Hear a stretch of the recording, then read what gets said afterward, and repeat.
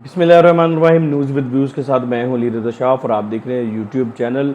नाज़रीन, बहुत अहम खबर के साथ आपकी खिदमत में हाज़िर हुआ हूं। नवाज शरीफ और जहांगीर तरीन साहब की पार्लियामेंट में एंट्री का वक्त हुआ चाहता है, अहम पेशरफ्त हुई है। इसके ऊपर हम बात करेंगे। शहबाज गिल को कौन मारना चाहता है, शहबाज गिल की मौत का बेनिफिशरी कौन हो सकता है, और पाकिस्तान तहरीक इंसाफ की तरफ से जो क्लेम किया जा रहा है कि उनकी जान को खतरा है, तो क्या वाकई उनकी जान को खतरा है, इसके ऊपर हम बात करेंगे।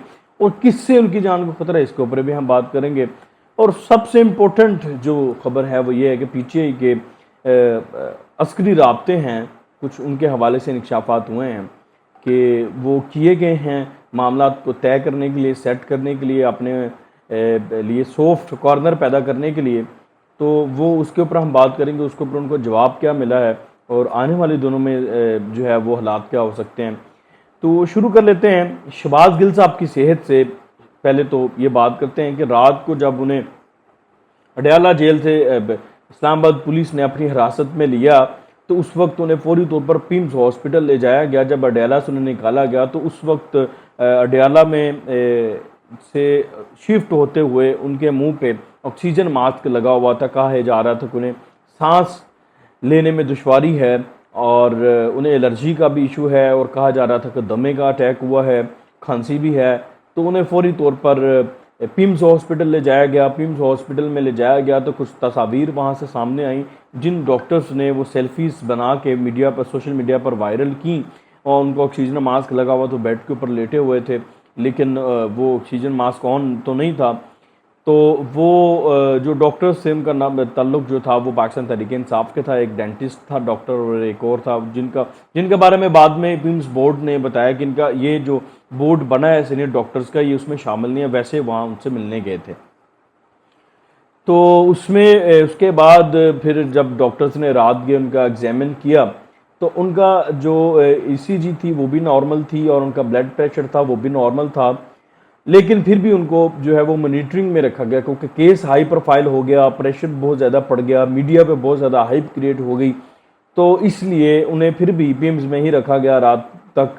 और फिर सुबह उनका एग्जामिन किया गया। सुबह अभी मज़ीद टेस्ट किए गए हैं और ईसीजी भी दोबारा की गई है, और उसके बाद ये फैसला किया गया है कि उनको मज़ीद मॉनिटर किया जाएगा। चूँकि केस हाई प्रोफाइल हो चुका है, हाईलाइट इतना ज़्यादा हो चुका है, हाइप इतनी क्रिएट हो गई है, तो इसलिए ये फैसला किया गया है कि उन्हें जो है मज़ीद मॉनिटरिंग में रखा जाएगा। तो इस वक्त वो मॉनिटरिंग में है, और जो अदालत में रिपोर्ट जमा करवाई गई है पिम्स हॉस्पिटल की, उसमें भी यही लिखा गया कि उनकी मज़ीद असेसमेंट की जाएगी, उनकी जो बॉडी है और उनकी जो सिचुएशन है, क्योंकि वो डिप्रेशन में हैं।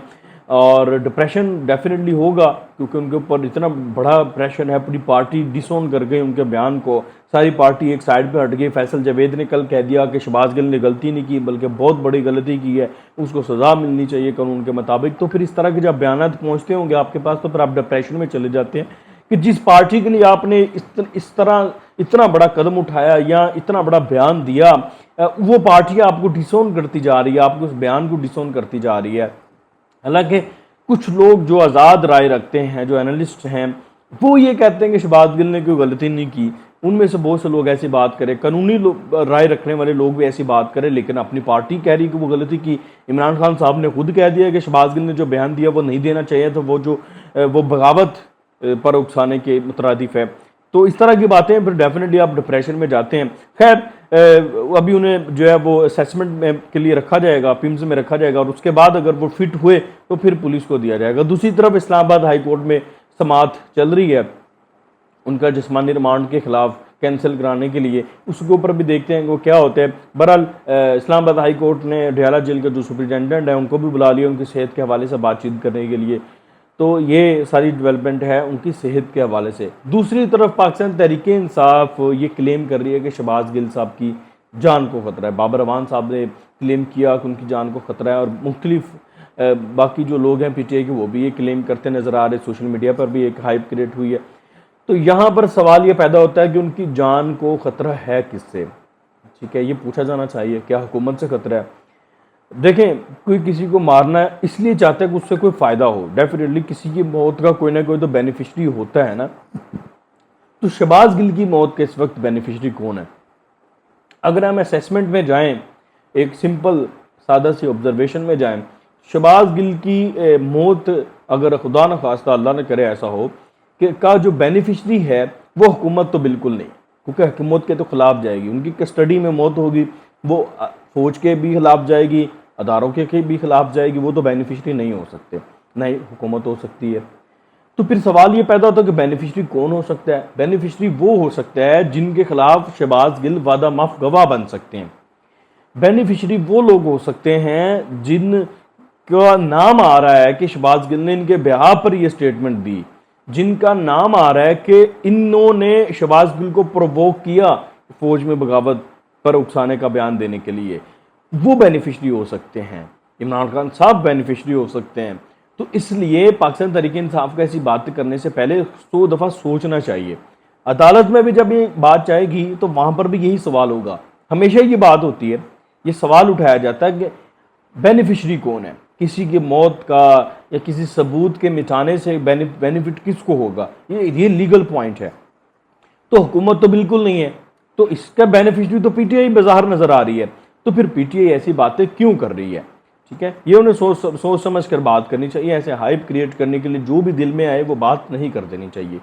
अच्छा, दूसरी जो सबसे इंपॉर्टेंट खबर है उसके ऊपर हम आ जाते हैं। पीटीआई ने इसी हवाले से अस्करी कुछ राब्ते हैं उनके हुए हैं, उन्होंने राब्ते करने की कोशिश की है, पैगामात भिजवाने की कोशिश की है कोर कमेटी के कुछ लोगों की तरफ से कि कुछ सॉफ्ट कॉर्नर मिल जाए वहाँ से, इस्टेब्लिशमेंट की तरफ से। वो लाडलापन शायद वापस लाना चाहते हैं, उसके लिए काफ़ी कोशिश की गई, लेकिन वहाँ से खातर ख्वाह जवाब नहीं मिला और बल्कि दुत्कार दिया गया और ये कहा गया कि हमने ये दरवाजे बंद कर दिए गए हैं सियासतदानों के लिए, और दरवाजे बंद करने के अलावा भी पीटीआई किस मुंह से फेवर मांग रही है, किस मुंह से सॉफ्ट कॉर्नर मांग रही है। वही पीटीआई है जिनके लोग फौज पर रोज़ाना सोशल मीडिया पर गंद उछालते हैं, कैंपेन्स चलाते हैं। लिजबिल्ला हेलीकॉप्टर हादसे में जिस तरह से पाक फौज के शहदा की तजलील की गई, तो वो किस मुंह से हम आपके साथ सॉफ्ट कॉर्नर रखें। और वैसे भी ये दरवाज़ा बंद हो चुका है, यानी कि एक करारा और जवाब मिला है वहाँ से और दरवाज़ा नहीं खुला। काफ़ी कोशिश की गई दरवाज़ा खोलने की और शेख रशीद साहब दुबई भी गए थे उस दरवाजे को खोलने के लिए। अब आपको बाकी खबर का तो पता होगा, बस इतना ही रहने दें। तो लेकिन वो दरवाज़ा नहीं खुला और कोशिशें सारी नाकाम गई हैं। तो मतलब इनका ये एक सीनियर जर्नलिस्ट बड़ी अच्छी बात करते होते हैं कि जिस चीज़ का ये दूसरों पर इल्ज़ाम लगा रहे होते हैं, मौजूदा हालात में ये वो खुद जुर्म कर रहे होते हैं। तो ये बूट पॉलिश करने का इल्ज़ाम चूँकि दूसरों पर लगा रहे हैं, तो अब ये देखें मौजूदा हालात में ये खुद वो जुर्म कर रहे हैं। ये जुर्म कह रहे हैं ना बूट पॉलिश करना, तो अब ये मौजूदा हालात में खुद वही काम कर रहे हैं जो दूसरों पर लगा रहे हैं इल्ज़ाम। तो ये सारी सिचुएशन है, यहाँ से भी इनका जो है वो इनको रिलीफ नहीं मिल सका।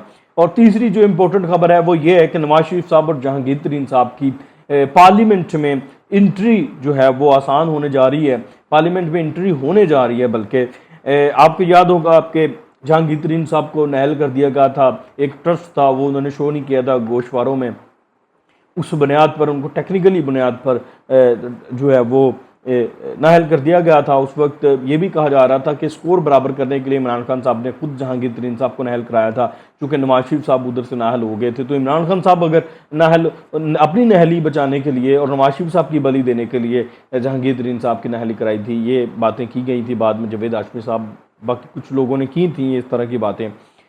तो उसके साथ ही नवाज शरीफ साहब को भी नाअहल किया गया था एक टेक्निकल बुनियाद पर।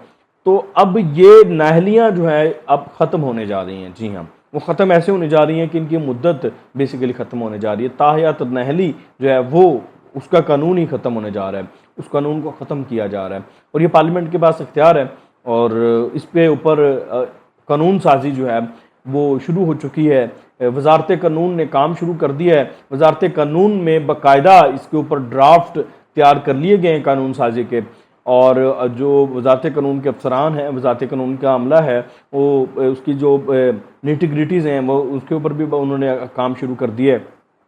तो ये कानून का मसवदा जैसे ही तैयार होगा, इस मसवदे को पार्लियामेंट का कोई भी जो भी आइंदा जो सेशन होगा उसके अंदर किसी भी जो है इजलास में पेश कर दिया जाएगा और इनिशियली जब पेश किया जाएगा उसके बाद उसके ऊपर बहस होगी बहस कराने के बाद उसको कमेटी के पास भेजा जाएगा। फिर कमेटी उसके अंदर कुछ रिफॉर्म्स होंगी तो वो रिकमेंड करेंगी और उसके बाद वो कानून ताहयात नाअहली का ख़त्म हो जाएगा और 5 साल की नाअहली जो है वो उसके ऊपर गौर किया जा रहा है कि अगर कोई 62-63 के तहत सादुक रमीन नहीं रहता तो उसको 5 साल की उसकी नाअहली की जाएगी। इतनी सज़ा काफ़ी है। तो इसके लिए कुछ ज़्यादा लोग भी नहीं चाहिए, सिर्फ सादा अक्सरियत चाहिए और वह सादा अक्सरियत इस वक्त PGM के पास है। तो बड़े आराम से ये कानून पास हो जाएगा। तो जब से ये कानून पास होगा तो मियां नवाज शरीफ साहब की जो नाअहली इस टर्न्योर में ख़त्म हो जाएगी। फिर वो 5 साल जो ताहयात नाअहली है वो 5 साल इस टर्न्योर में पूरे हो जाएंगे। वो फिर उनकी जो एंट्री है वो पार्लियामेंट में वो आसान हो जाएगी। उसी तरह से जहांगीर तरीन साहब की भी जो एंट्री है पार्लियामेंट में वो भी आसान हो जाएगी। तो ये दोनों लोग जब पार्लियामेंट में आ जाएंगे अगले टर्न्योर में, आप देखेंगे फिर वही जहांगीर तरीन साहब जो पार्लियामेंट से बाहर रह के इमरान खान साहब की पंजाब में हुकूमत बना सकते हैं, मरकज़ में हुकूमत बनवा सकते हैं। तो जब वो इमरान खान साहब के ख़िलाफ़ असम्बली के अंदर आ जाएंगे तो फिर आप देखेंगे कि हालात क्या होंगे।